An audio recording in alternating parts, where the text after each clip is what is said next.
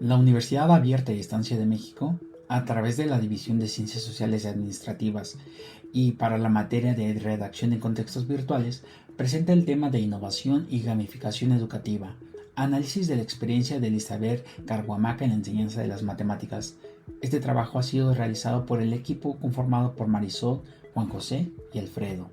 En los últimos años hemos notado cómo el uso de la tecnología en el aula ha cobrado cada vez más importancia, especialmente cuando se trata de hacer frente a materias como las matemáticas. En este sentido, nos pareció muy significativa la experiencia de la docente peruana Elizabeth Carhuamaca, quien implementó el uso del oráculo matemático en su escuela como una herramienta de gamificación para mejorar el aprendizaje de sus estudiantes.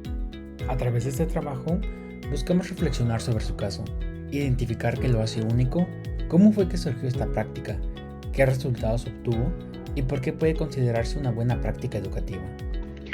También incluimos algunas fuentes que nos ayudaron a contextualizar el uso de la gamificación en ambientes escolares, tanto presenciales como virtuales. Lo que más nos llamó la atención desde el inicio fue que Elizabeth no comenzó como una experta en tecnología. De hecho, en su testimonio menciona que al principio ni siquiera sabía cómo encender un proyector. A pesar de eso, decidió involucrarse en el aula de innovación de su escuela y se propuso aprender y probar nuevas herramientas digitales. El eje de su propuesta fue el uso del oráculo mágico, una aplicación desarrollada por Fundación Telefónica y la Pontificia Universidad Católica del Perú. Esta app tiene una estructura basada en misiones, personajes y recompensas, lo que convierte el aprendizaje de las matemáticas en una especie de juego interactivo. Los estudiantes resuelven problemas y avanzan como si estuvieran en una aventura mágica. Este enfoque nos pareció muy interesante porque combina el contenido curricular con una narrativa atractiva y motivadora para los alumnos.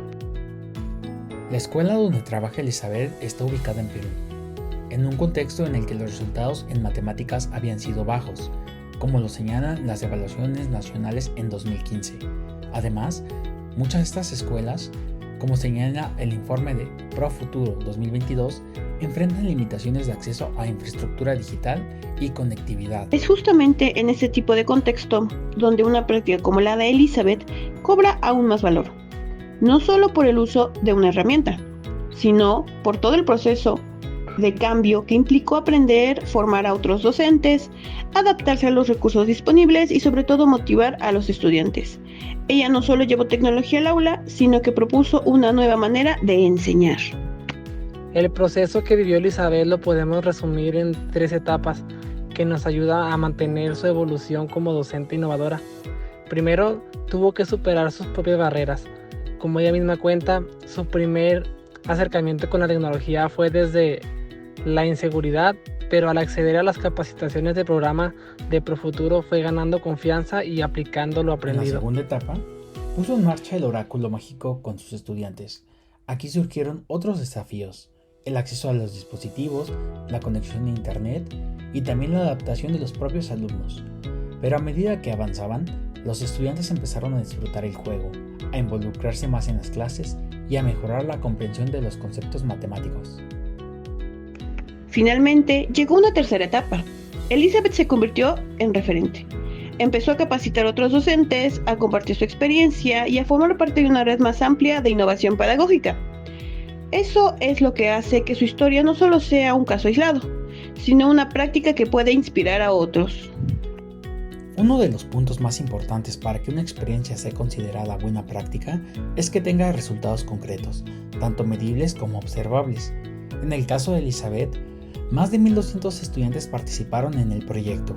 Según los datos compartidos por Futuro en 2021, se registró una mejora en los resultados académicos de matemáticas, así como una mayor motivación e involucramiento.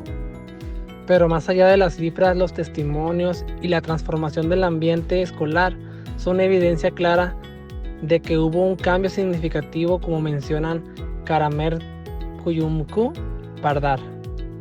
El uso de la gamificación no solo mejora el rendimiento, sino también la actitud de los estudiantes hacia materias difíciles como las matemáticas.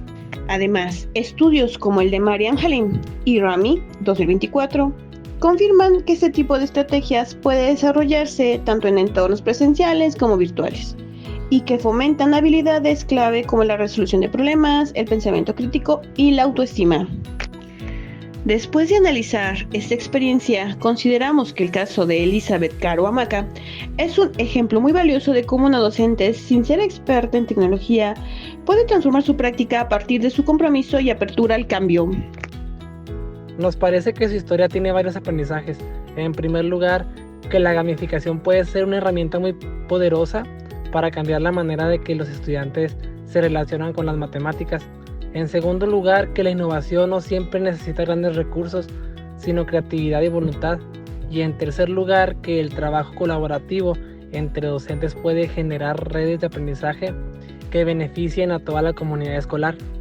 Además, al conocer otras investigaciones sobre gamificación en la educación, nos damos cuenta de que esta no es una tendencia pasajera, sino una metodología que tiene fundamentos sólidos y que puede adaptarse a distintos contextos. Finalmente, cabe destacar que este análisis también nos motivó a pensar en cómo podríamos aplicar ideas similares en nuestras propias prácticas y a valorar más el rol activo del docente en la transformación de la educación.